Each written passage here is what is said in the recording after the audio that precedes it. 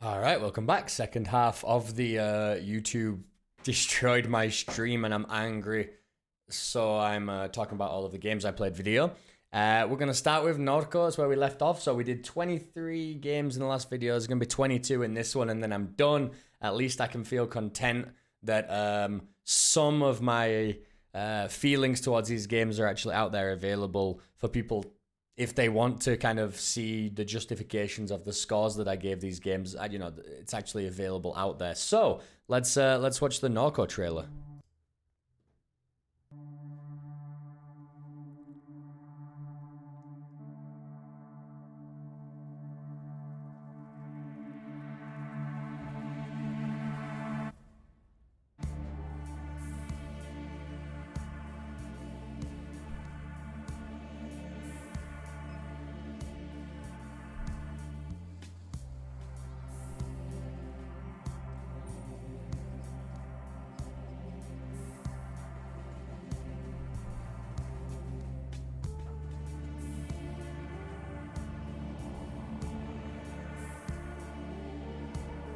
All right.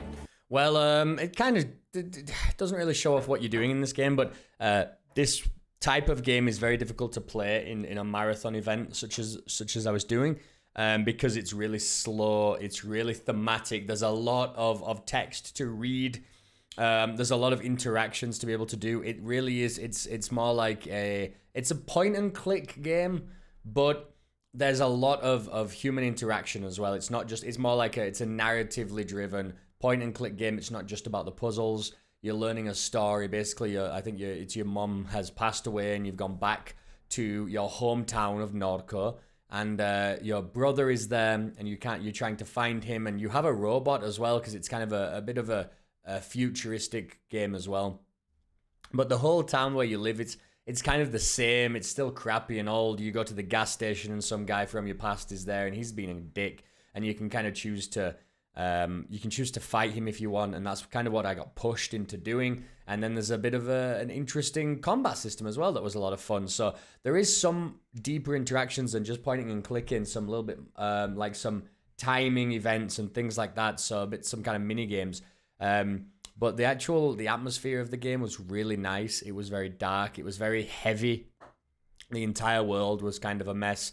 There was one point where I went to a movie. I was on like a movie set, and I was giving these guys, they asked me like, hey, you're a hick. What kind of words can we use for a murderer, right? That's going to sound like it's actually, the person is from around here or something like that, like local dialects.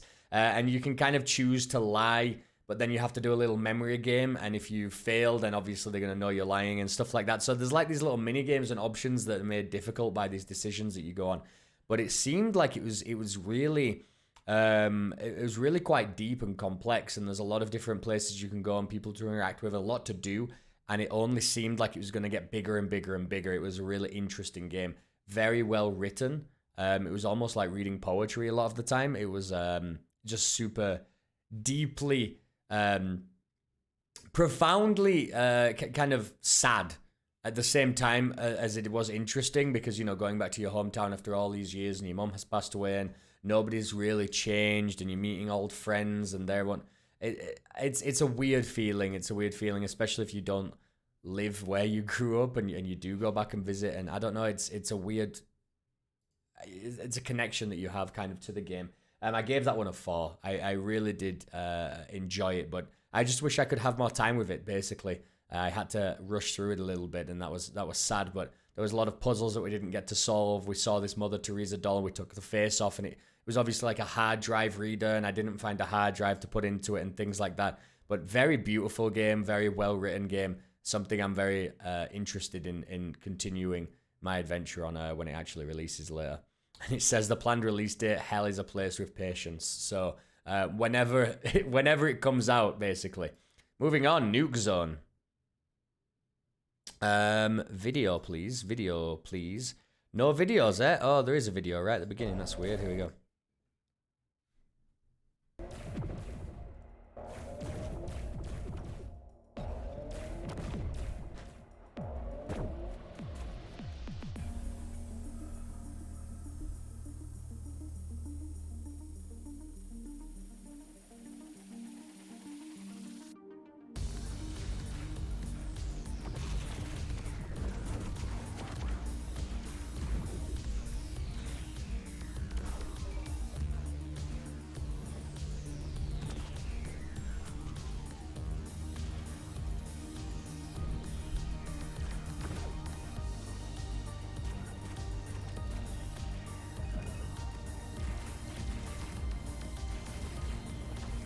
All right, I think we've seen enough of this. It's pretty much exactly what you're seeing there. The game is it's a shooter game. You're just moving from one area to the next area, shooting bad guys until you've killed them all, and then it opens up the next area and you go through it. It's very nice looking. I like the neon theme, the kind of Tron style. But really, all you're doing is you're just shooting these enemies down, and we were shooting kind of similar enemies over and over and over again. It was fun though, because one thing that it does really well is it's incredibly smooth controls. So you move very fast and fluidly. You can drift and then kind of turn into a strafe. So you can drift around the back of an enemy and then start strafing. So you can make like nice, easy shots, because as you're moving, directly left or right, then you can aim your cursor a little better and take some shots, aim your reticle.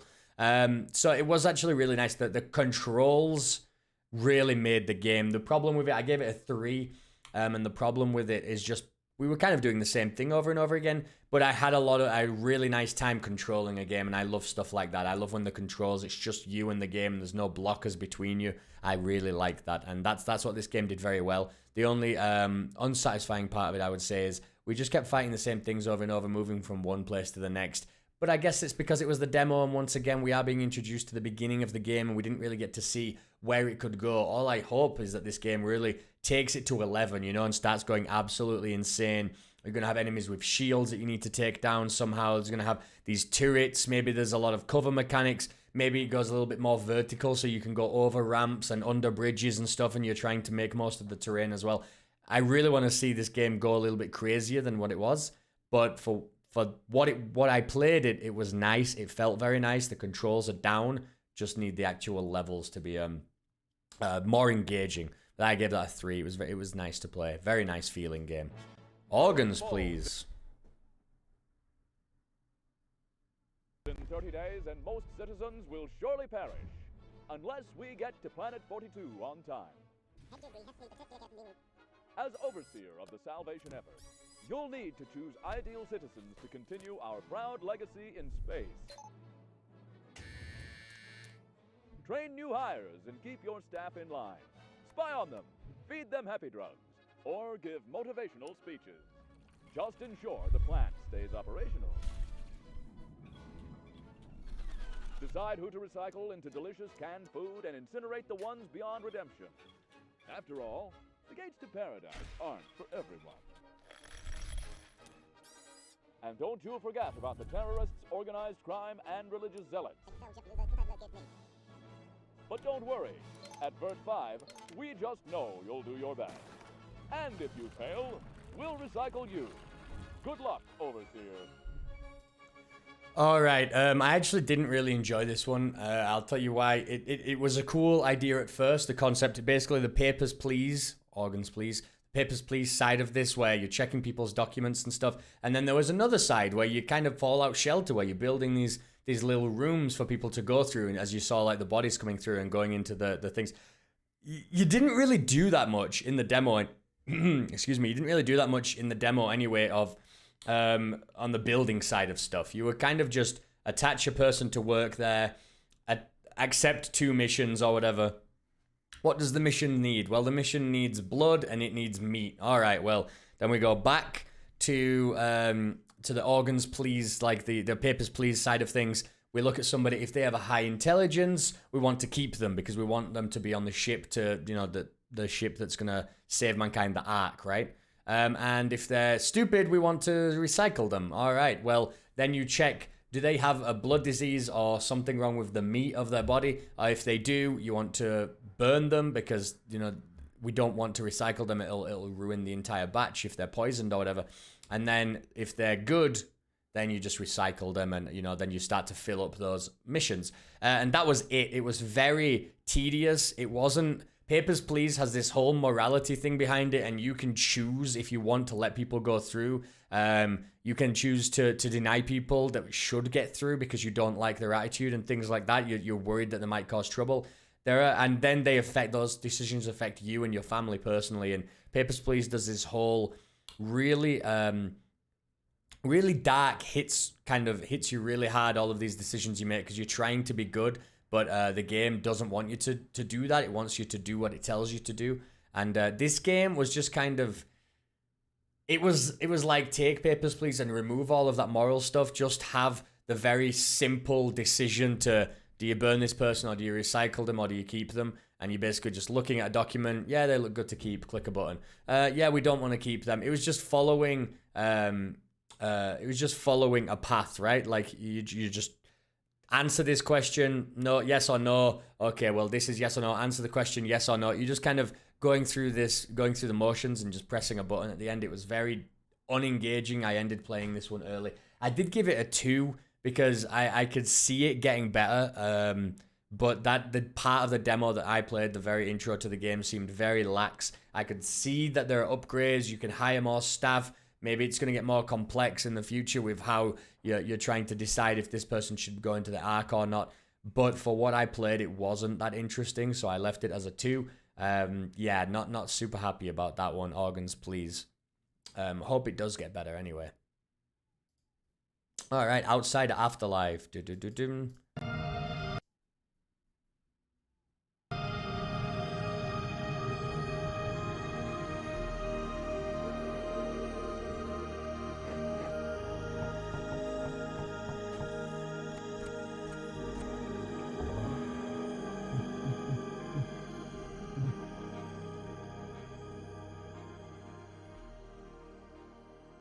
It's time to think about what we will leave behind. All right, Outsider Afterlife. So this is just a point and click puzzle game. It was nice. I put this one as a 3. Each of the puzzles were different. It was unique. The setting was kind of cool. The design was kind of cool. It was a very short demo, so we got through it pretty fast. But I can see just from these images, it looks like it's going to get a lot more interesting as you go through it. And there's a lot of different new puzzles. And that's what I like. You need to have, you need to constantly be upgrading and changing things, keeping it interesting. I do believe this is a mobile game that's getting ported to desktop, onto Steam. So it's a little weird because it's obviously an older game. It's not something new like a lot of the other demos, something that's coming out. I believe this is just showing off, hey, the mobile game's coming. I didn't know that when I was playing it. I found out afterwards. But yeah, it's nice. It was nice. It didn't like super pull me in. The puzzles weren't like mind-blowing. It was fun. It was engaging. It's something I would, you play through early Sunday morning and it'd probably take you like maybe an hour or 2. And that was about it. It was just nice. And I think that's the best thing you can say about it. The puzzles, like I said, not super challenging, but also not just too easy that you just know exactly what to do as soon as you see it. So it was good. As long as it keeps changing, keeps innovating, you can, there's newer puzzles as you go through the game and there's more to do. Maybe it gets a little bit more complex as well. That would be fantastic. The story, it kind of confused us a little bit, but I can definitely see it also getting quite interesting because it is like the end of the world. Basically, that robot, all you're doing in the demo is you wake that robot up by you fix his eyes, you fix his head, you fix his battery pack or whatever, and then he gets up and he goes outside and he sees basically the world's destroyed. It's all covered in, it's like desert now, and there's like a big tower in the middle. And I guess the next part of the game would be to go to the tower or one of these other buildings. And I was interested to, continuing that, but I had a nice time with it. And it was easy enough to pull myself away, really. It wasn't like addicting in any way. It was just nice. All right. Rainbow Billy. Story about Billy, the quiet kid sailing at sea. One morning while fishing, the sky suddenly turns to gray, and all the colors fade away.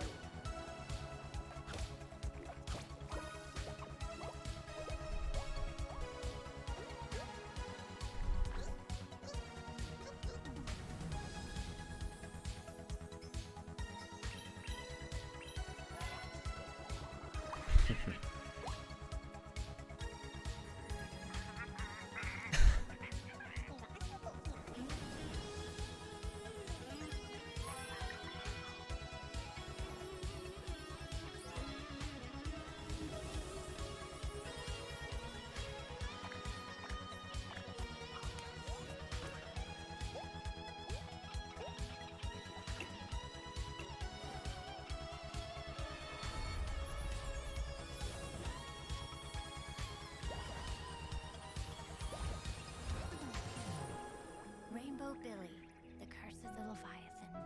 All right. I really, really enjoyed this one. It was very cool. There were some puzzles of platforming. It was a turn-based RPG, which once again I'm going to say I'm not a huge fan of that, but it was one of those interesting turn-based RPGs when you're actually trying to befriend the enemies by using different kind of emotions. They're really just symbols that you're choosing between these. I know they do represent like things that you're trying to do, like maybe trying to calm someone down. You're trying to convince them that they're not alone, and it's really nice. But it wasn't super challenging. I can see myself just running through this game and playing it because it's so beautiful and cute and funny. But nothing that is going to engage me as a gamer, right? As a player, somebody who wants to be challenged and pushed. Hopefully it does get there, but it was very fun to play anyhow. It was very fun just to go through, like the little fishing game where you're grabbing the gummy fish because then you can feed them to the pets or the animals that you've kind of saved, and then they join you on the little boat, and you can feed them gummies, and then they can help you in battle as well. So it's got a lot going. I mean, it really does have this platforming adventure where you're collecting everything. Then it does have these puzzles and these side quests. A lot of adventure actually. Different islands you can go to and stuff. All sorts of hidden things I'm sure are going to be in this game. And then there is that turn-based combat as well. It covers a lot of areas. Very big, very huge scope. And it was just super lovely. It was like all the characters were really nice and stuff. It was great. But yeah, I hope it just gets a little bit more challenging. For me personally, I do like to be pushed in games like that. I mean, even games that start off kind of nice and cute and can become very challenging, such as something like Undertale, that has similar mechanics to, can you calm down these enemies and try and help them in a different way instead of just fighting them. And I just hope it does get to that point where it pushes you a little bit more and makes you think a little bit deeper. But until then, it was really nice. I gave this one a 4. I'm sure if I'd have spent more time with it, it could have very easily been a 5. But yeah, also another really big demo. It looks like you can kind of cover a lot of ground in this one as well. If you want to talk to everybody, go everywhere, see everything, I'm sure you can spend a good few hours on in the demo of this one. So that was Rainbow Billy. I'm very excited to play this one. I do believe it's going to be a great game. Like it's going to be a kind of a beloved game from this year. Rocket Rumble.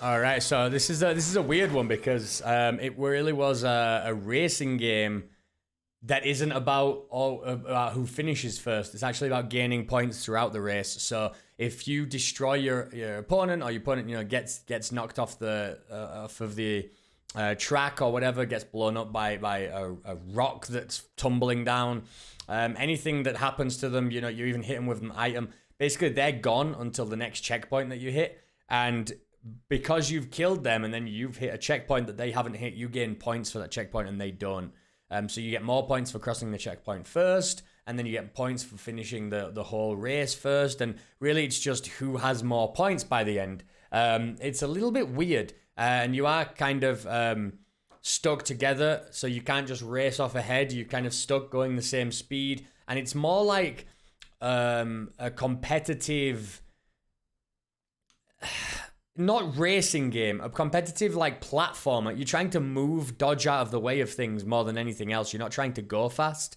You can try and hit little arrows on the track to shoot you off ahead, but you're not going to ever really pull so far ahead that you're like, taking the camera away from the other players. They all need to see. So you're all in this very weird, it said single screen, right? You're all in this very similar kind of area, and that makes it very hectic because anything you do hits the other player. You throw an item and it's very likely to hit them, especially if it bounces off of walls because you're so confined. It was a little weird. It played all right, played nice. I gave this one a 3. It was kind of middle of the road, but I think it could have quite easily dropped to a 2.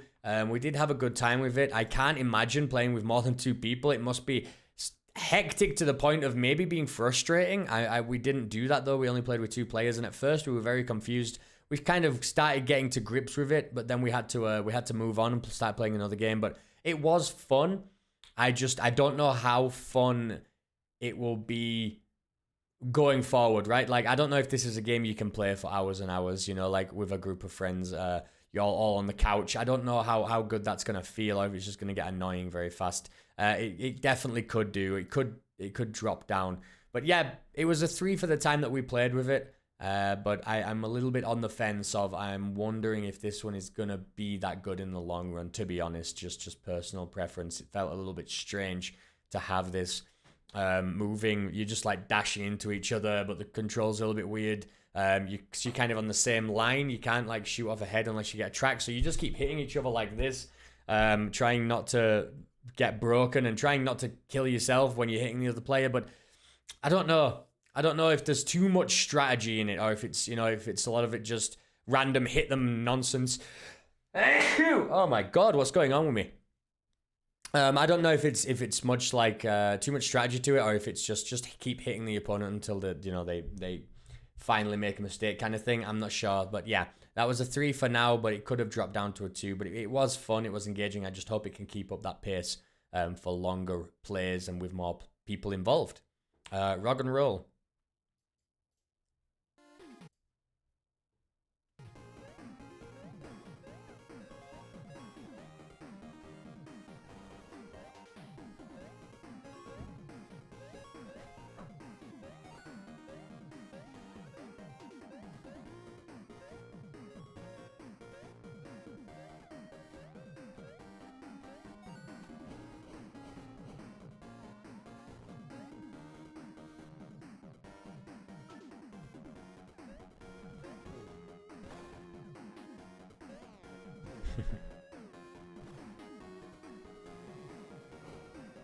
So cute.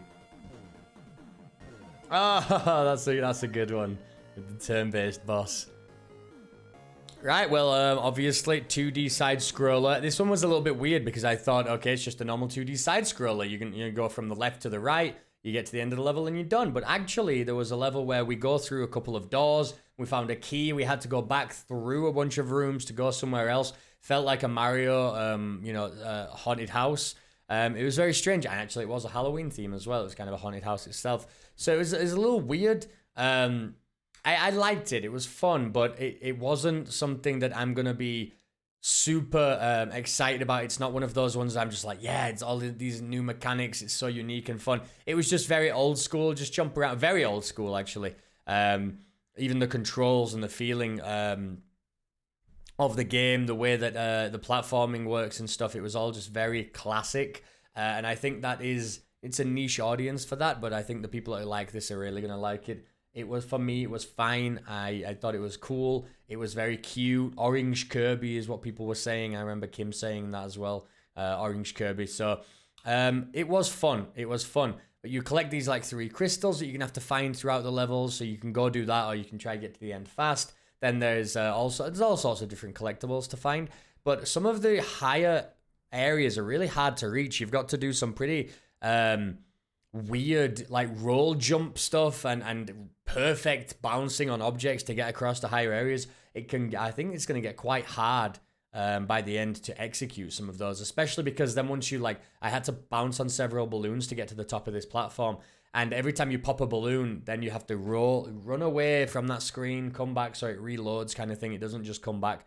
And that also felt very old school and a little bit, kind of annoying at times, but it was very fun. Classic platforming from a news perspective is exactly right. That is exactly what this is. It is classic platforming. If you like those old games, I think you're really going to like this one as well. If that's not your thing, I would avoid it. It's nothing new to platforming. It doesn't do anything like special or unique. It was it's just lovers. It's just kind of a love letter to old school platforming, and I think that's fantastic. But yeah, that was a 3 kind of middle of the road for me. Nothing that's going to keep me like engaged or super looking forward to this one coming out, but it's also not like pushing me away from it. I'm just like, okay, that was nice. You know, eventually I might get around to playing it, maybe not, and that's fine. Rog Roll. All right, this video is very long. I'm gonna cut this early. And control 9 of his disciples, legendary evil geniuses who have signed a pact with him and carry out his orders. At the start of each run, you control a team of 3 disciples. Each one plays differently, but none of them are restricted to one role. All the disciples have skills to attack and defend, and every combination of disciples has its strengths and tactics. Your choice depends on your preferences and style of play, and success will mainly depend on your ability to build an arsenal of balanced skills. Each disciple has their own unique gameplay. Mirror, mirror, who shall die tonight? Bloody Mary is an attack-heavy character. Her unique skill is to use her mirror to duplicate her attacks, which allows her to deal heavy damage to an enemy, or to attack several at a time. Her basic attacks are based on physical damage, but she can also be highly effective at dealing spiritual damage. I always aim for the head. A fearless soldier. All right, I'm gonna cut that one there. I'll be watching this all the way through. Just kind of jump through. Basically, it's a roguelike kind of deck builder. I'll get into that, but basically it's a roguelike battle game, turn-based battles again, but it was very interesting, this one. You do control these 3 disciples. We only got to play as those main 3, Dracula, Headless Horseman, and Bloody Mary. One thing is that, oh my god, the designs of these 3D models, they feel like you could reach out and touch them. They're absolutely gorgeous, and they have this really weird shading on them that actually makes them feel like 3D. It's super weird. Really gorgeous, like, looking game. Yeah, I like that a lot. But then the actual roguelike elements, there's some story modes, the story elements to it, so you can go and you can make decisions. I found a demon hunter, a young upcoming demon hunter, and I scared him into attacking his other demon hunter friends, or basically I cursed him by seeing all of these visions of horrible things, and the only way to get rid of it was to kill all of demon hunters he knows. So now we've kind of pushed our agenda a little bit further forward, or you could fail some of those. You've got to choose which character you want to use, and they've all got different skills. Some of them are scarier, some of them are better at deception, some of them are better at stealth and things like that. So you're choosing which of these 3 characters, these 3 disciples, tackle certain quests and stuff. That was really cool. The combat itself is very complex, which I actually quite liked. It's not just attack, add a block that so many kind of deck builders are these days. This one relied very heavily on buffs and debuffs, I believe. It was very much, okay, you can add vampirism, you want to weaken these targets' attacks, Bloody Mary's mirror, duplicate the attacks. So it's a lot of setting up, and it made it very difficult, really, to see what was going on all the time. It was complex, and I like that a lot. Because it really made me think. We got all the way through the tutorial and stuff. It was annoying because the demo is the tutorial, basically. And we died on the boss at the end, who was Van Helsing. We died on Van Helsing. It was a huge, difficult fight. It was pretty crazy. But yeah, it was a lot of fun. One thing you can see at the top there, at the line, you have the items that you get, so the passive and active like effects that you have. You can attach them to different people. You get new cards. You buy new abilities, but you only have a limited slots for them. You can see down here, these are like the attacks that they have, or the abilities they have, should I say. This hand is an empty slot, and this one's like a blocked slot. If you get 3 of the same ability, you can merge them to make a stronger version of it. So there's so much going on. It was a lot to keep track of. And I think that's kind of a next step for me, because I do play a lot of deck building, roguelike deck builders. Sometimes I like them simple, sometimes I like them complex. This one is a next step for that complexity, to see, where can we really go with this? Maybe when I keep playing it, I'm not going to like it as much because it is so complex. It's going to be kind of exhausting to play and keep track of everything. Or maybe that's something I'm really going to like. I'm definitely going to be playing this one. I did give it a 4, if I'm not mistaken. No, I gave this one a 3. I wonder why. Okay, now that I'm remembering it quite fondly. I think maybe I gave it a 3 because it was very confusing for a long time. And actually, it was that, like I said, the demo is the tutorial, so it was very slow as well, and I couldn't really make any decisions of my own. The game was telling me click this, click that, click this, click that, and walking me through it, so I didn't really get to feel like I was playing the game, but I do really want to play the game, so I guess that's why I gave the demo a 3, but personally, I do really want to try this one out and see where it goes. A very, very cool concept, and this devil mode up here was awesome. Basically, it allows you to cheat. So you have this meter here, which is specifically devil power, and it allows you to cheat in the sense that, you can just heal your characters. You can just deal damage to enemies. You can, if you have a chance to do something that's like, it's 30% chance it's going to work, you can cheat and make that 100% chance. And each of this drains the essence that you have, and you can fill it back up in different ways.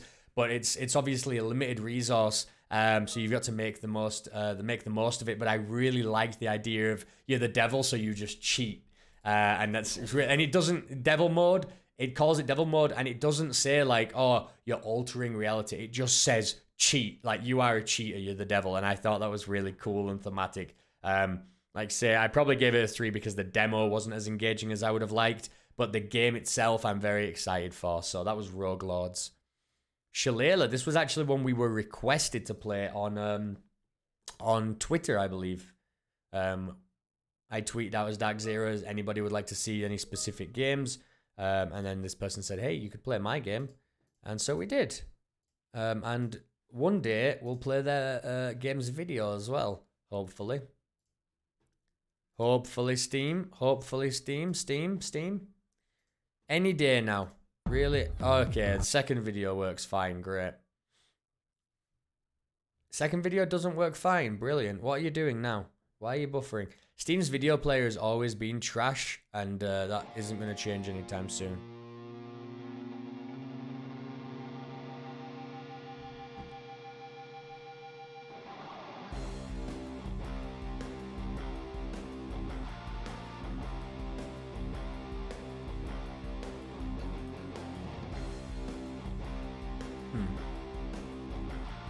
This is actually a bad video, I guess. Oh no, there we go.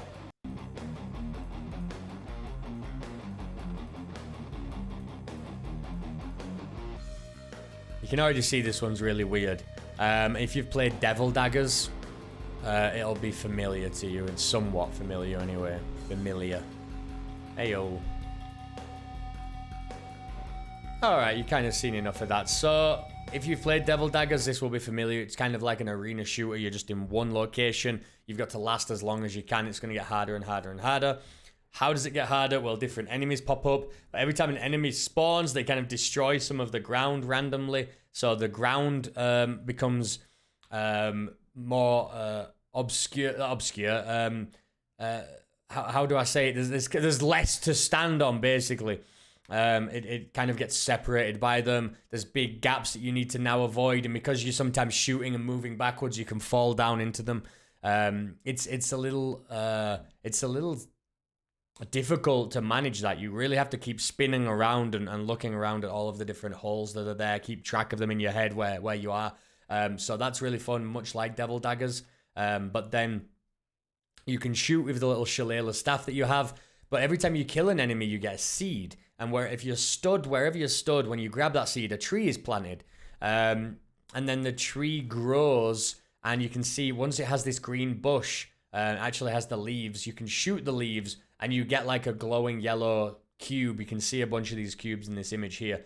Then, instead of just shooting enemies where you have to shoot them a bunch with left click, now you can hold right click and you shoot these kind of cubes at them, and it kills them in like one hit. It's much easier to deal damage. So the best thing you can do is fight enemies, plant these trees, keep planting them, make sure to kind of spread them out at first, because enemies are going to be destroying the ground that they're planted on and thus destroying the trees.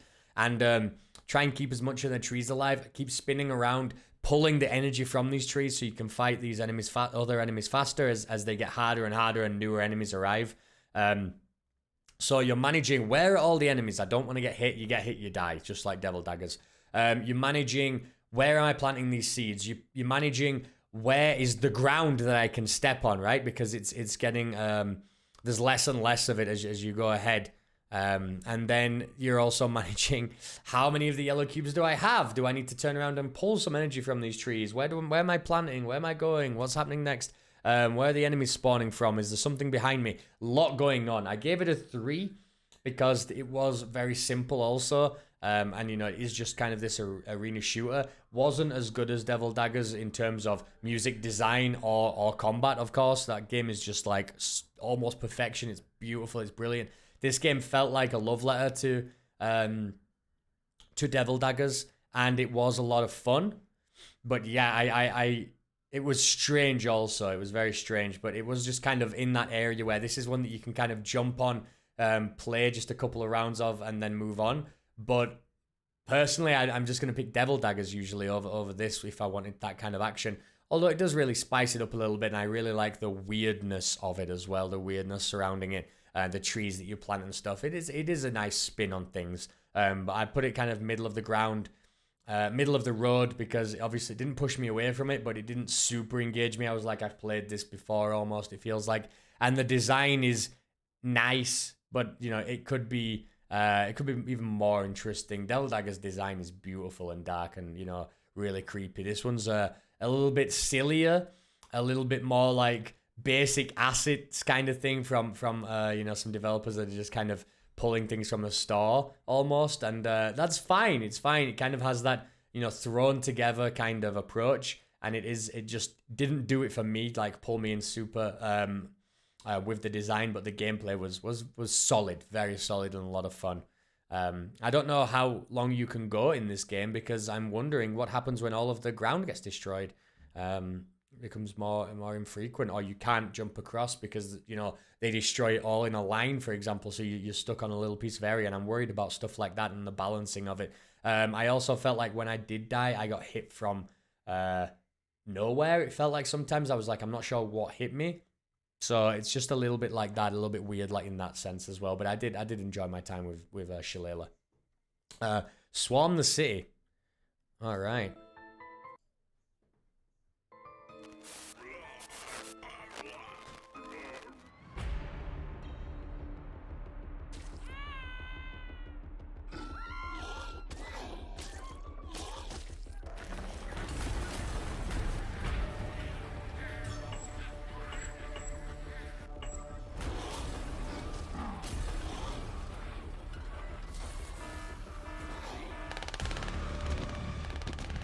Whoa, Big Mac.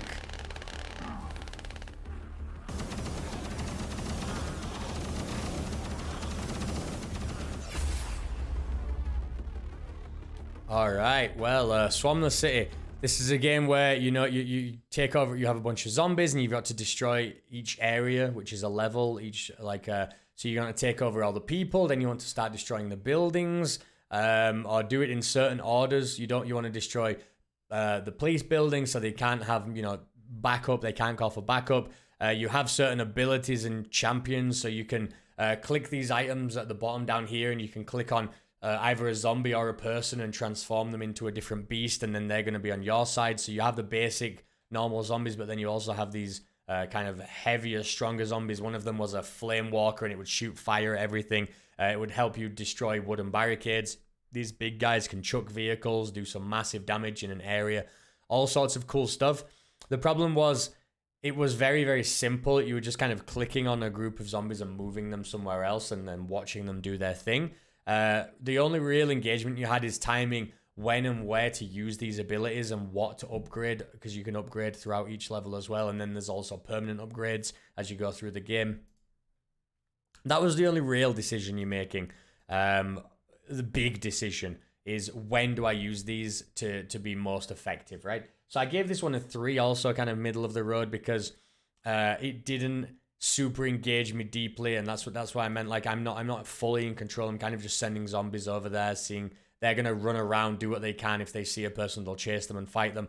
And really, I made just like 1 or 2 big decisions that changed the course of you know, if I was gonna succeed or fail, and that was fine. But it was lacking some of that agency for sure. It was very fun to watch. This is another one that I could kind of consider being an idle game where I would have it up maybe on a second monitor and I'm just moving across. Hey, send some zombies over there. Use this ability, and I'll look again, you know, at the game in a minute or two and see what's going on, kind of thing. And for that reason, I did enjoy it, but definitely something that didn't super pull me in. I'm not gonna just sit there and watch my zombies destroy the town. It's you know, there's not really much going on a lot of the time. But yeah, it was a fun game. It was an interesting game.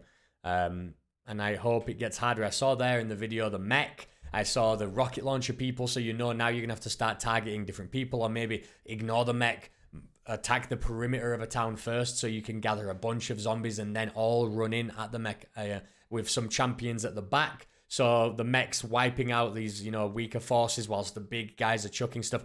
That's kind of where the strategy is going to come into it, and I hope it does get better. I can see it becoming a lot more challenging in that regard because of that, and that's really good, something to look forward to. But I didn't get to see any of that in the demo, so that's kind of why it got a 3. Moving on, Tandem. All right, I thought this one was a horror game at first. The disappearance of Thomas Kane, the only son of the famous Kane illusionist, still hasn't been solved by Scotland Yard. 10-year-old Emma, intrigued, is determined to investigate.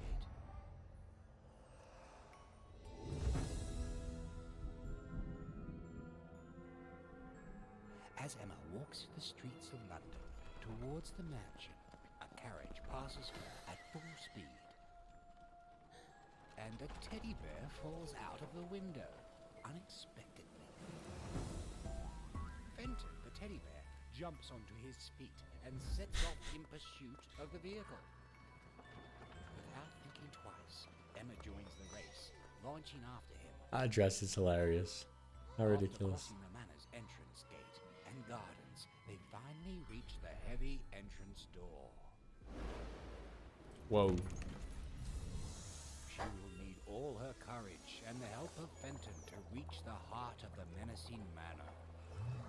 They must use Fenton's gravity-bending perspective to solve intricate puzzles in tandem. Alright, let me skip ahead a little bit. Is he going to show some gameplay video? There we go. So, you can see this guy's always on the bottom wall. And he can only walk on shadow, and he's in the light. And as this girl, you have kind of a top-down view in the same area that Fenton's in. So sometimes you have to create shadow by hiding behind a wall because you have a little lantern and stuff.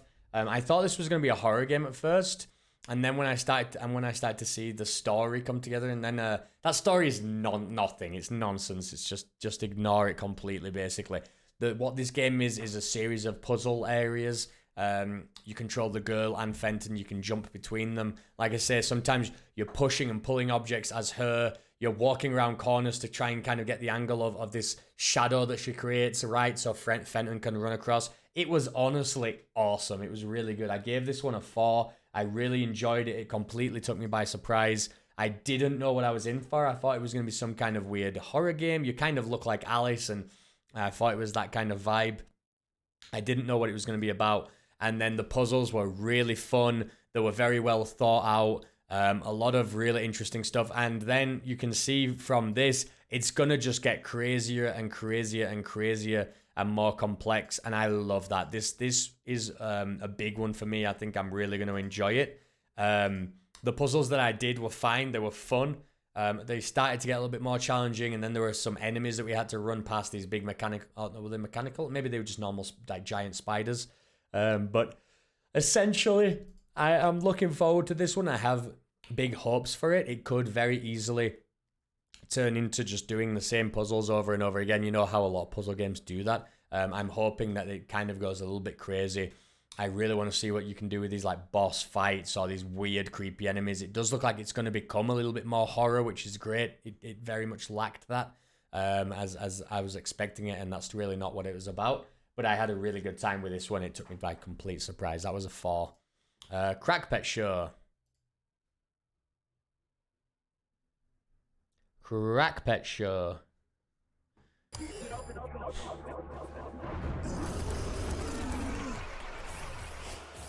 Everybody died, but the fun is still dodging the bullet hell. That is a butt.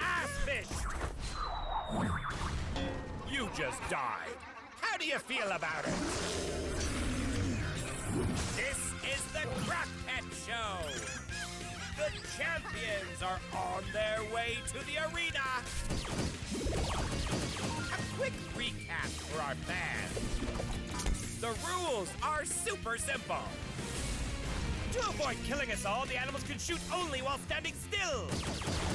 Victory is secondary to becoming famous.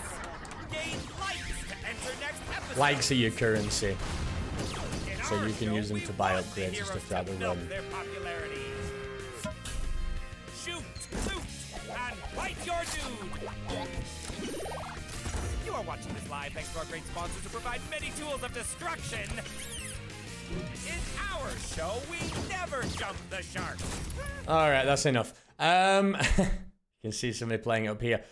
We played this game. It was very much like Enter the Gungeon kind of thing, but with like a Rampage Knights style to it. It was fun. It was a lot of fun. You go through the different rooms, but then it has the Rogue-lite style as well, where like the Slay the Spire, where you're choosing the different path to go down. So it was kind of, you know, Curse of the Dead God style. Then you go through these arenas and you fight, and they're different challenges. So maybe one of them is just a fight. Maybe you stop at a shop. Maybe you have a fight, but the reward is an upgrade or a weapon or things like that. So you're choosing your path throughout, just like Slay the Spire and things like that throughout the run.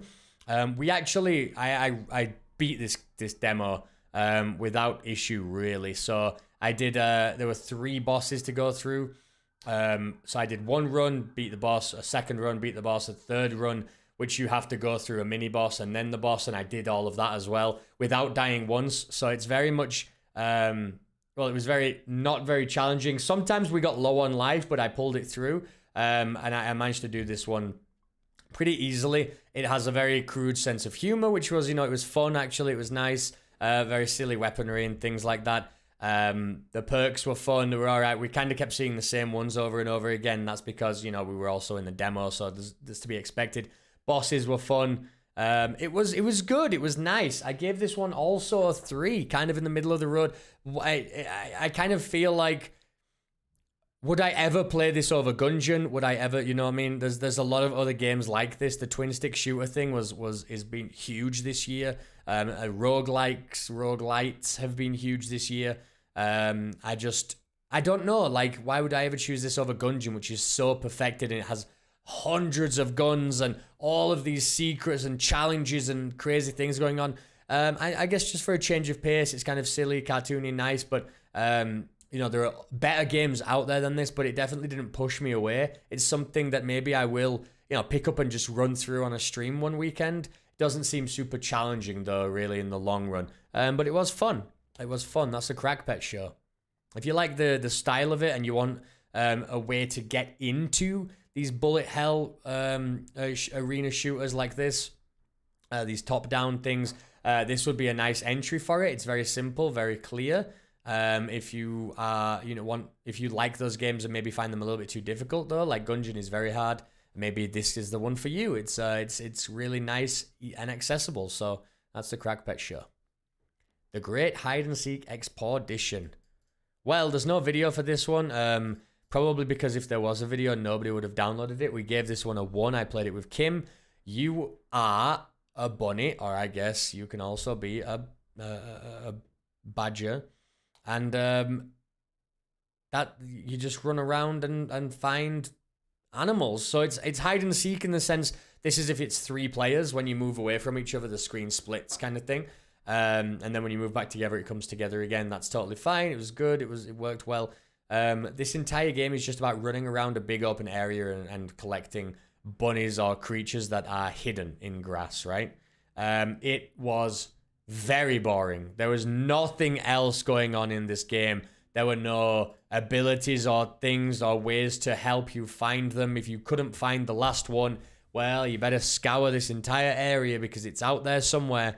It was not for me. They say it's maybe co-op for little kids and stuff. I don't think a little kid is going to find this interesting either. It says roguelite elements as well. I don't know where that is because nothing like that happened for us. find hidden treasure and bring everybody home. It really was just run around and collect all of these hidden creatures around a map. I very much disliked my time with this one. This was a very easy one. This was probably the worst game we played out of all of them, maybe. It was hardly a game, sadly, because I love bunnies. The Legend of TianDing. TianDing.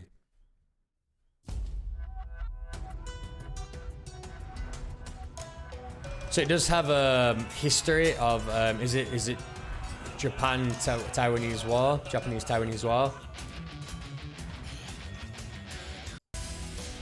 There we go. Yeah, boy.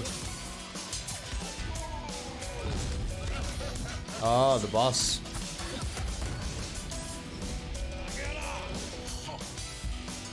Expose the corrupt. Nice.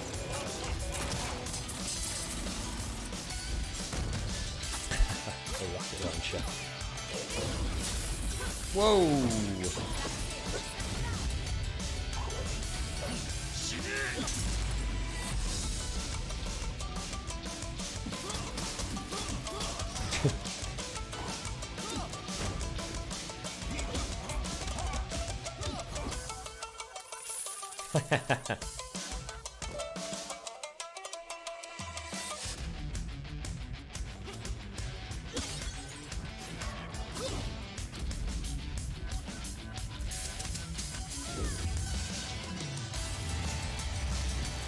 Alright, I'm going to end that video because it's too good and it's very... I want to watch it all again and again, and then the second one as well. This game was super good. I gave it a 4. I really, really liked it. The art style in the game, as you can see, is kind of this like weird 2.5D system, but then there's also a lot of this style of comic book fighting in between sections for kind of story elements and things like that. Really awesome. I liked the story, this hero, this legend, this kind of a Robin Hood character stealing from the rich and giving to the poor, exposing corruption like you saw.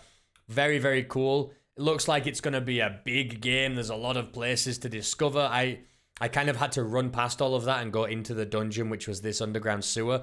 And that area was huge as well. And it even had reasons for me to backtrack in kind of a Metroidvania way. After I received a power, I can go back and I can get some other items, because you're going to equip passive items and things like that, passive upgrades. The fighting itself, a lot of fun. You've got a parry, you've got a dash, you can double jump, so you double jump, dash, parry. Then you have these guacamole style abilities, so one that kicks up, one that kicks across. I'm sure there's going to be one that slams down, and in fact I saw it in the video, slammed through a bunch of floors. It's like a kind of guacamole style game, and I love guacamole. I really, really enjoyed this one. I'm going to be very excited to play it. It was a very slow opening, very slow beginning with all the story and stuff. But then once we got into it, it was awesome. I'm just hoping... I did keep using the same combo, which was like you kick them up in the air, and then I hit. I kick them across, and then their life is so low that you can press Y, and he uses this like scarf, wraps them up in the scarf. You can see it in that picture there, and it takes their weapon away from them, and you take their weapon. So you disarm them, but also you get to use their weapon now. And then slash, slash, slash, and they were dead. And I kept using that combo over and over and over again. It was very satisfying to pull off. But I'm hoping that, as you go through, more and more enemies arrive, different enemies that are going to trip you up a little bit, and you've got to fight them in different ways. Because otherwise, the combat is going to get stale in the end. But it was super fun. Really, really enjoyed playing that one, actually. Looking forward to that. I love those guacamole-style games. And this one seemed very much like that, but with this cool Taiwanese story on top of it that, I don't know really the history of Taiwan. I don't know these folklore heroes, so to me that's really interesting. I'm gonna enjoy going through kind of the lore of this and reading up on that, learning some history, and also playing a super cool game. All right, the plane effect. We're getting to the end now. Getting to the end.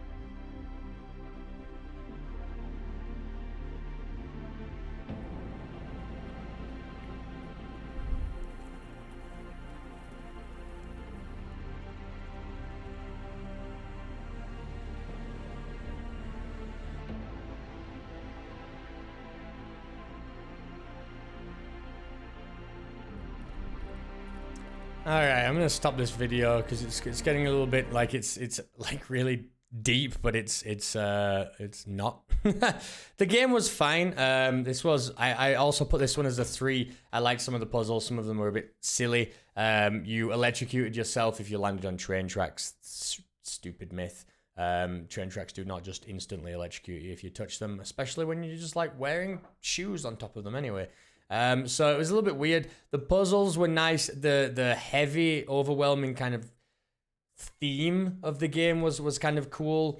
The slow walking around and whatnot, it was interesting. I like the lighting and the black and white atmosphere was really nice. The puzzles weren't super good. Like, they weren't super engaging. You click a button, something would happen, go see what's going on. Click another button, something else would happen. I get a train ticket, I go in my train, whatever. Walking around the world a little bit slow. I understand the kind of universe they're trying to build, and I hope that the story evolves from where it is, because it just kind of seemed very slow and nothing was really going on. It was very weird. In fact, actually, the game starts with a cutscene of this guy, a big smile, super creepy smile, as it goes day by day by day, and it's like the Squidward meme is just like going on and on and on. And I don't know, it just didn't pull me in that much. I understand he's leaving work very late. He's it's kind of weighing on him over time, and it's kind of bringing him down and getting to him, and then finally he goes on this kind of weird adventure. But it just didn't do anything super engaging as gameplay wise. It was like a fine puzzle game. I hope it does get crazier. I hope it does. You are trying to find a way to kind of break out of this cycle that's obviously weighing him down and weighing on his soul, basically, is kind of what it feels like in this awful dystopian future. But yeah, I hope it does. I hope it sends a message that's interesting. I hope it gets deeper, and I hope it becomes more challenging. But from what I played, it wasn't, so that's why it got a 3. Still a very beautiful looking game as well, though. The Rewinder.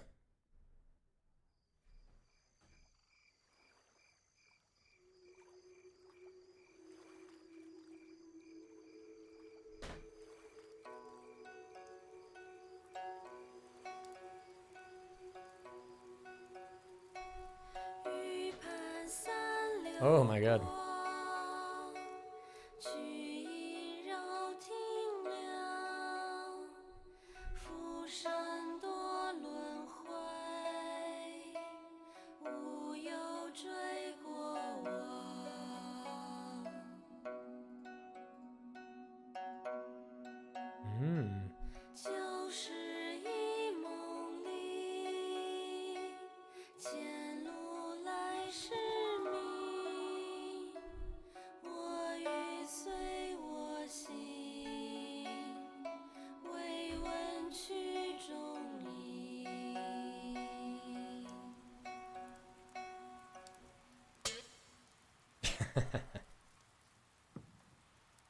All right, I really enjoyed this one as well.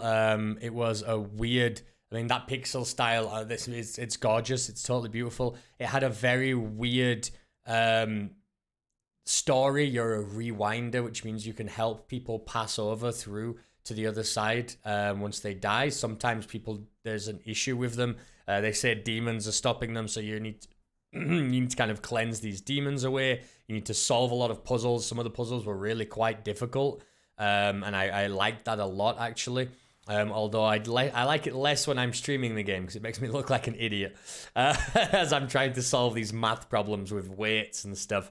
It was very, very cool. I liked it a lot. I like when I have to take notes on my puzzle games. You know what I mean? In fact, is this? Oh, this actually was from a game, another different game, Cyber Warrior, and I'm taking notes. I love when puzzle games make you do that. It makes me feel like I'm actually like a detective and I'm doing something. I'm actually solving issues instead of just, connect these wires up and you just do it on this one screen. So it was this kind of adventure puzzle game. You're walking around, you're talking to people, you're finding the history of this place. You're trying to find more about the person whose soul can't cross over. See if you can figure out what happened in their life so you can, solve the mystery behind it. So not only was it kind of a beautiful looking game, that's the puzzle, that's the weight puzzle. Not only was it a beautiful looking game, it was a really nice kind of story that I wanted to know more about, and I still want to know more about because I don't know if you died. I don't know if you're dead or something happened in this house right at the beginning. Somebody passed out. I don't know if they died or whatever. I don't know the characters. And then it moved into the future or the past and something else was going on. And I want to see how it all connects. It's like it was a really nice storytelling because it's very minimalistic. And you don't really always know what's going on. So this was beautiful in every respect. The puzzles, the design graphics, the storytelling was very good. The way that the world pulls you into it because everything's so weird and strange. I remember at one point you cross over, kind of like, imagine it as like the river Styx, I imagine. And then there's these demons on the other side. And you think that the demons, they're going to be bad, right? There's this big like tree demon and it had like one hand that was over its chest, like covering its heart or something. It looked really cool, but it looked like in kind of a big, strong kind of monsterish way. And then it asked you, hey, can you bring me some flowers, basically, from like the land of the living? Because I want to make a garden and stuff. And I was like, I loved that, where it was like, you assume from the look of this creature that it's a horrible monster or something, and then it just loves flowers. It's like it just loves flowers. And I loved that. It was so cool. It blew my mind, and I want to experience more of this. I gave it a 4. Really enjoyed my time with it. I could have even gone higher with this one. It was really, really nice. The rewinder. It's weird because I actually don't have the rewinder here in this list. Excuse me. Did my gameplay of the rewinder actually get recorded then? No. I've lost myself. The rewinder. I'm not sure where this one is in my list then. It is. Oh, it is there. It is there. Okay, sorry. It's just in the wrong place. I need to reorganize that. Okay, moving on. Tiny Thor. I believe this was the last game I played that night.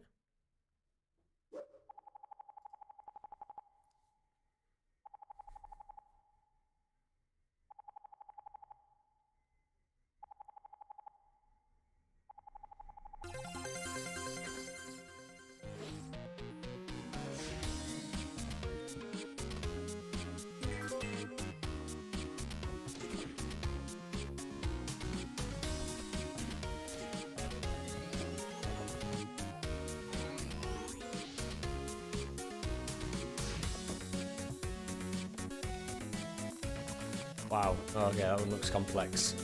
Oh, that's cool. That's cool. Because they just keep bouncing. It keeps bouncing back and forth off the wall. Oh, wow. This looks great. It's funny because obviously I got to only play the first couple of stages where it was a lot simpler. So this looks like it's going to get really crazy.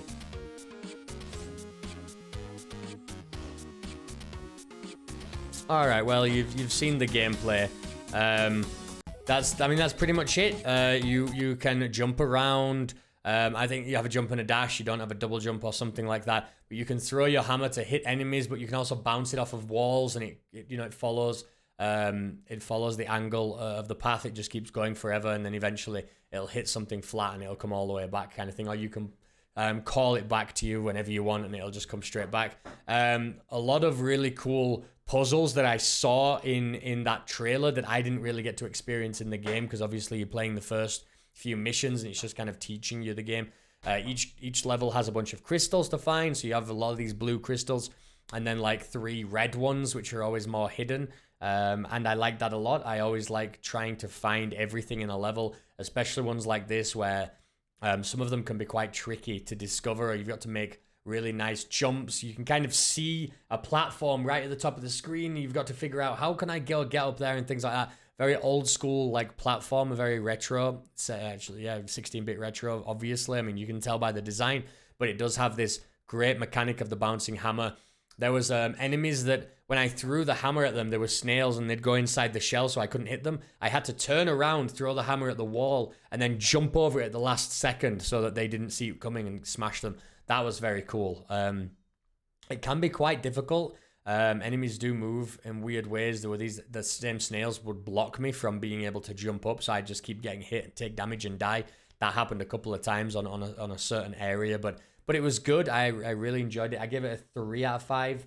And I would like to see more of it. If more of these puzzles and stuff, I would have very much, I think I'm going to really enjoy that side of it. bosses. We didn't really get to a boss. So I'm very excited to play this because it looks like it gets a lot better. What I played was fine, and I could see where it could go, but obviously I didn't get to experience that myself. But this looks like it could be an absolute blast, and a challenging one at that, which is always fun.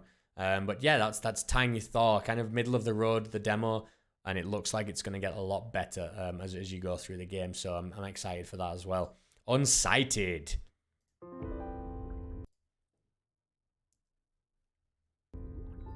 There we are.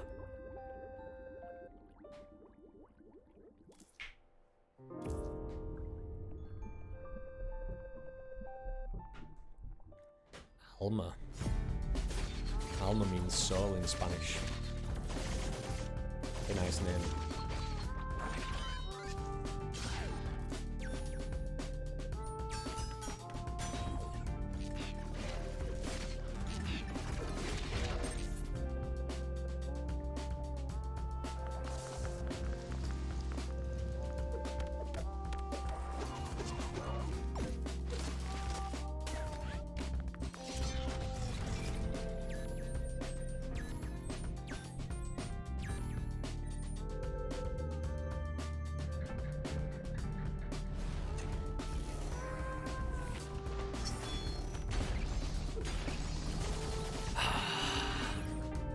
Upcoming boss fights. I'm just watching this like, yeah, the bosses. Oh, look at Zarya. Zarya. Oh, monster. Monster Zarya. Okay. Look at that combat. Alright, I think we get the gist of this. Story was very cool. We wake up, everything's destroyed. We don't really know what's going on. You're trying to discover who you are, where you are, what's going on, what you even gonna do with your life, what's your purpose, kind of thing.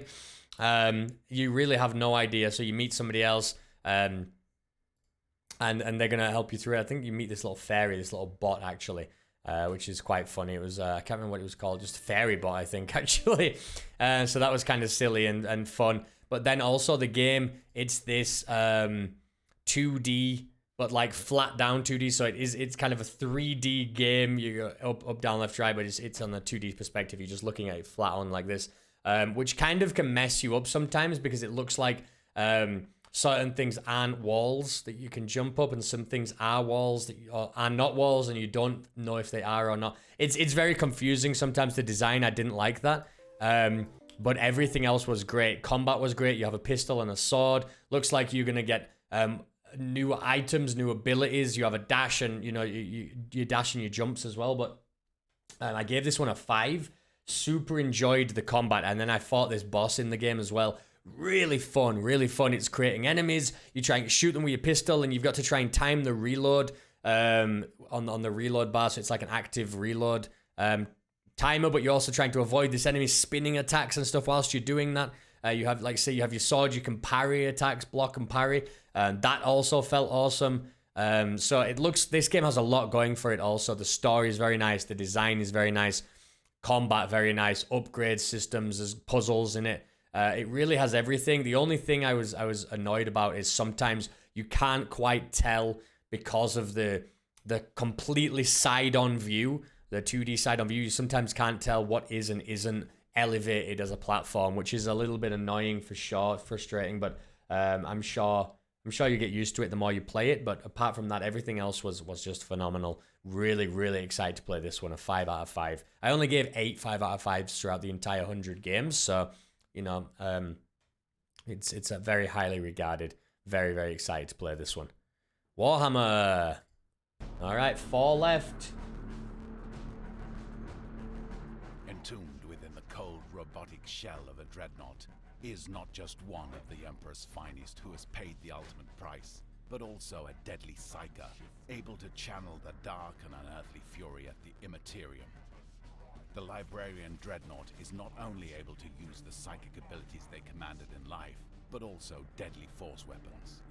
Even the greatest foes can be slain by even a single wound from these specially attuned psychic weapons, making the Librarian Dreadnought an extremely deadly melee combatant. Joining them on the front line, where only the heaviest armor will do, is the Primaris aggressor. In addition to Is their this deadly the bolts first video? This is weird. It's just kind of introducing you to one single character. This seems more relevant. Big battles, moving our armies around, telling them to shoot, blah blah blah. This game was to me the exact also take untold damage. was the perfect example of a 3. So I gave this game a 3, and it's the perfect example of it where it just was right bang in the middle of a game. Didn't pull me in, didn't push me away. It was just what it was. It was fine. That is what this game was. It was the most 3-3 I could give to something. It was just one of these combat games where you're grabbing troops, you're sending them over here. Everybody has action points. You can move 2 spaces and shoot. You're gonna move around here and flank. You're controlling these big armies. You have to send them all, move them all around one at a time. It didn't seem like you could grab a bunch and send them away like Age of Empires or anything. So you're controlling everybody individually and stuff, and there were these different objectives to complete. It was fun. It was fine. There are a lot of games like this. How did this one stand out? Well, it didn't really. It was fine. I played a bunch of games like this. It was just what it was. You're moving troops around and you're fighting enemies and you're trying to be strategic. And that's really all there is to it. I kept saying games like this are not really my thing. I don't really understand the love of these big, slow fights where you have a million people to, run around a map with. I prefer, if I'm going to do this, I'd play XCOM. I'd play Mario Rabbids over this, is what I was saying. I like it when I have 3 or 4, maybe 5, 6 characters that I'm more invested in, and the battle maps are tighter, they're better designed, the enemies have weirder things going on, different attacks, instead of it just being like, I move and I shoot, the enemies move and it attacks, and then I move around the side and I shoot. No, and now in Mario Rabbids, I want to run, I want to jump over a wall, I want to blast you, then I want to dive behind cover, then I need my other guy to come over and put up a shield so I can't get attacked from the high ground on this side. That tighter, denser combat that's kind of very similar to this, it's got that turn-based strategy to it, but it's tighter and the characters are more interesting and unique. I prefer that. I prefer that so much more. This just feels like, well, you get to command a bunch of people, and I think it's really just the fantasy of, commanding an army, which is, it's fine. It's just not something that I'm super interested in myself. If that's your thing, I'm sure you're going to really like this one. To me, it's way too slow. It's not as engaging because whatever, right? Just send 100 guys that way, fight that monster, send 50 guys that way, do whatever. And I know it's really just how you're splitting people, how you're kind of grouping them up. Well, I want heavy attackers and light attackers over there. I want melee attackers over here to protect the boundaries. And it's just a slower version of it. Really, this is a 3 for me because of my personal preference of the style of game that it is. I prefer, like I keep saying tighter, but that's what I mean. These denser fights, the ones that are more interesting on a smaller scale, but they're more full of interesting decisions, I think. That's what I like more. This was just a 3 for me, personally. All right, White Shadows. Have you ever played Limbo? You'll feel right at home.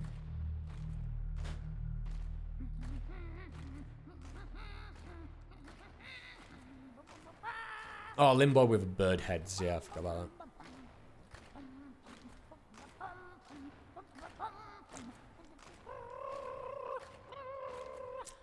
What is this? Just show the gameplay. Here we go.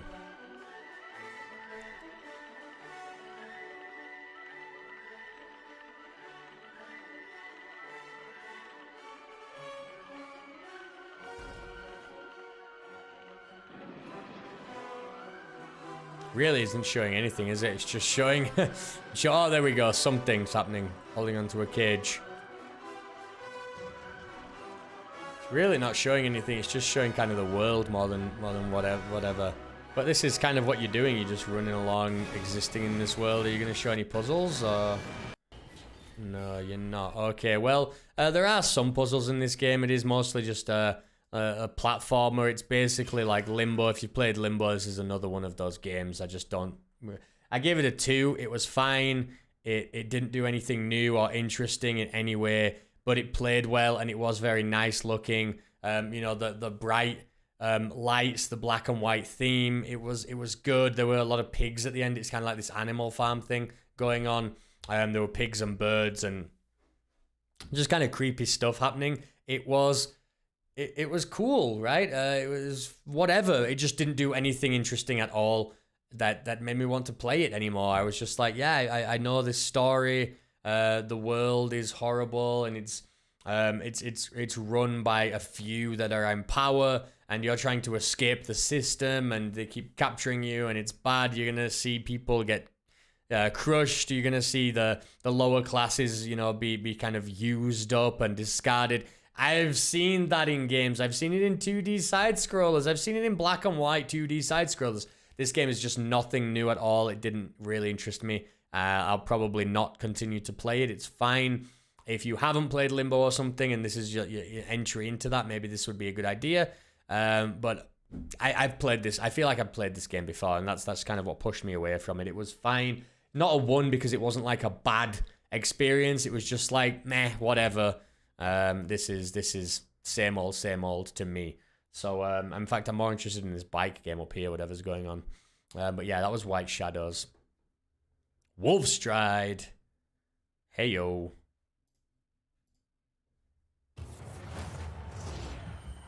Incredible, like, design.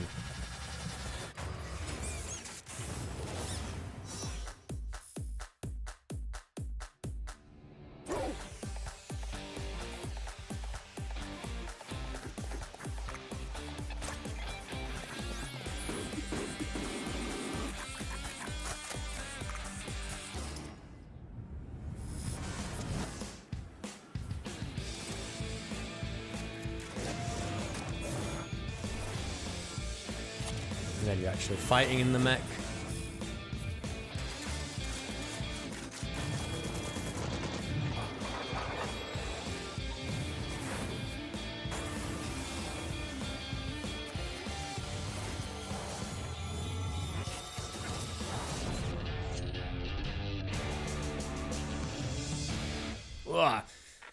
Well, Wolfstride, interesting. Obviously, the design is absolutely phenomenal. It has this kind of world here.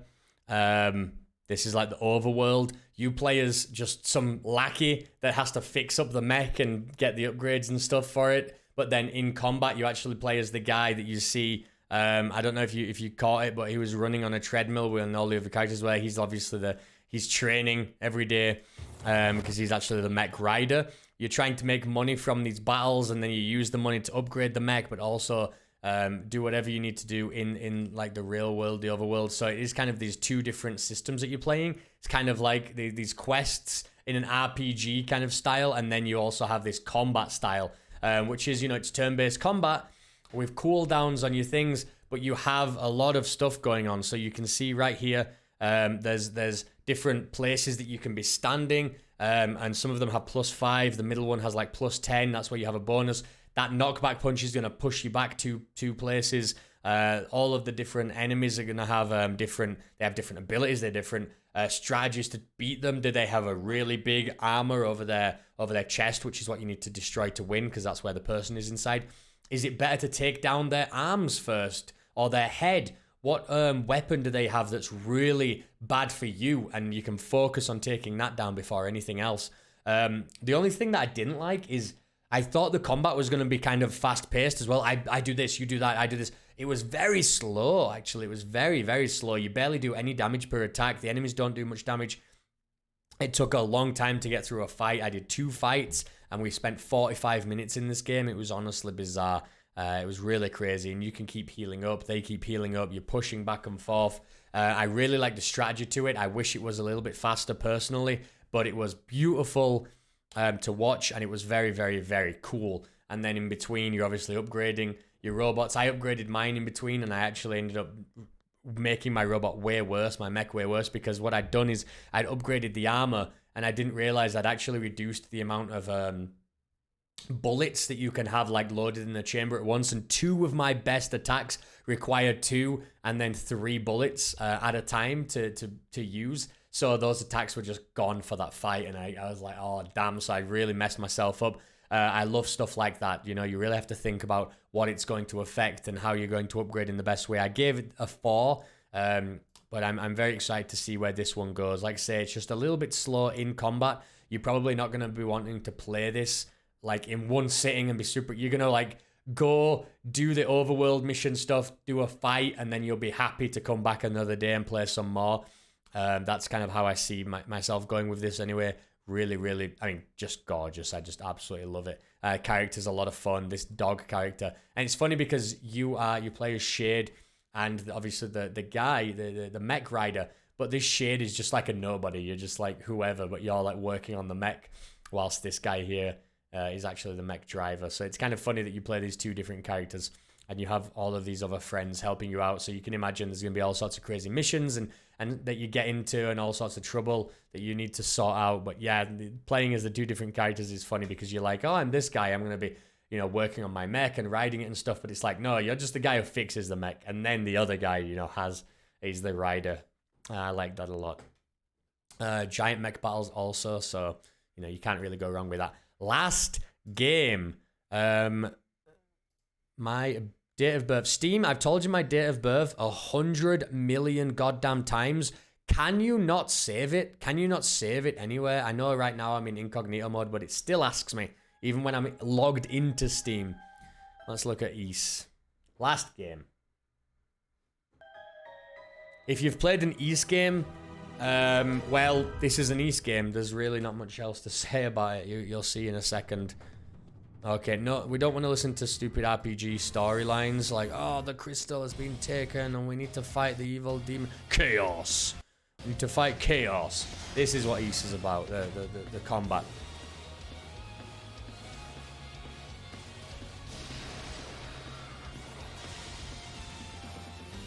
We fought that monster there as a boss fight. In fact, I think we fought both of those. It was kind of a mini boss and then the main boss.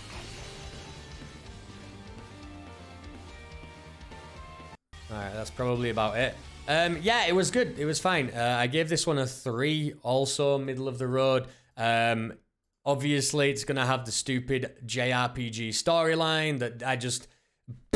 like, no, I can't handle that garbage about, oh, the princess is taken and the Dark Lord is going to get all the 7 super crystals and make the universe into jelly or whatever. I don't give a crap. It's so annoying. I'm sick of that stuff. When I was a kid, yeah, now I'm just, I don't have the patience or the time to deal with stupid stories like that. If they're not gonna, you know, be interesting anyway, then no, they're just whatever, pull out of a hat, right? Oh, evil crystals. No, I don't care about that. What I care about in East games is the combat. Running around, we have 3 different characters. You have nice platforming. You can run up walls like that. You can you have a hook shot to pull you up to certain places. You have wings so you can glide across.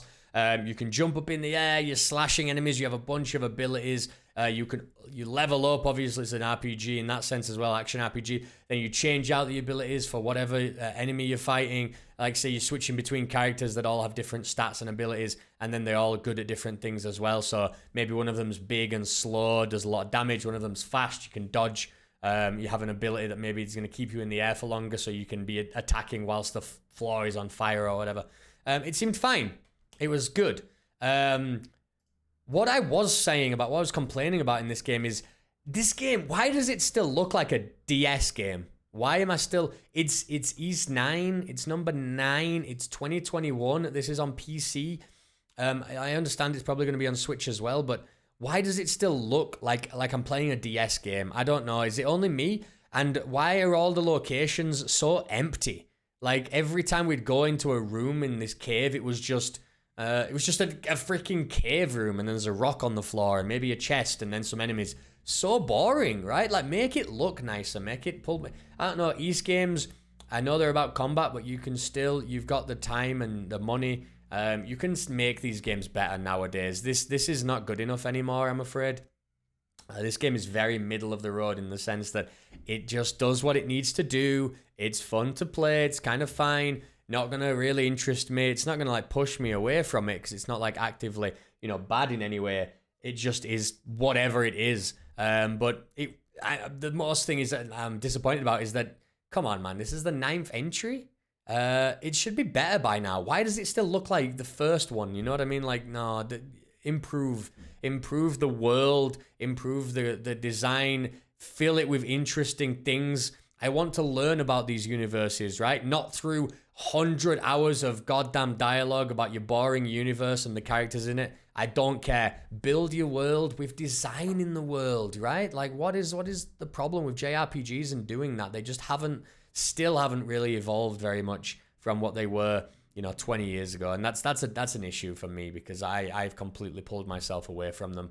I find them to be incredibly dull these days. So this kind of falls in that from story-wise, but the action combat's still very fun. Just kind of action slashy brawler. It was cool. It was fine. I mean, it's not one that I'm super excited to jump back into. I probably won't play it unless, somebody maybe... I don't think it has co-op, right? But maybe if I got it for review or something, I'd enjoy it. But I probably otherwise would just not play it, to be honest. There's a lot of other East games out there anyway that I still haven't played. I'm probably like 4 behind now, so I doubt I'll ever get to this one. And I'm not really bothered about that, to be honest. So it's fine. If you like these kinds of games, great that there's another entry. Hopefully you can skip cutscenes and dialogue, because I don't know how people honestly deal with that stuff anymore. There's too much. That's my personal opinion. I know a lot of people like that stuff, but as I've grown up, I've become grumpier and grumpier, and this stuff is just not for me anymore. But yeah, that was all of the games. We've accomplished our mission. So thank you very much for watching. If you did, I hope that I managed to get my points across well. I know sometimes it's you struggle to kind of explain how you feel about something on the fly like that. It's very difficult, especially when, the same thing is when I write reviews as well. A lot of the time you're saying how you feel about a game, but it's very difficult to convey a message of, well, I did this and it felt like that, and the controls were a bit awful, especially controls. They're very always difficult to explain because, you really have to see them for yourself. You have to touch them. You have to interact with it yourself to know what it's like. But I don't know. I've just run through this in a row. I didn't have any script or anything like that. I didn't have time to develop anything. So hopefully I've been coherent. And this has been useful to anybody that may want to know why I gave these games a certain score. I'm going to have to go through them now and chop them into pieces from timestamps so people can just jump to the game that they want to know about. But if you did watch this, thank you very much. Really, I created this just for me as a sense of closure. I was very sad about losing that video, and this is just going to make me feel a little better that I've kind of covered that. So I'll catch you next time. Bye.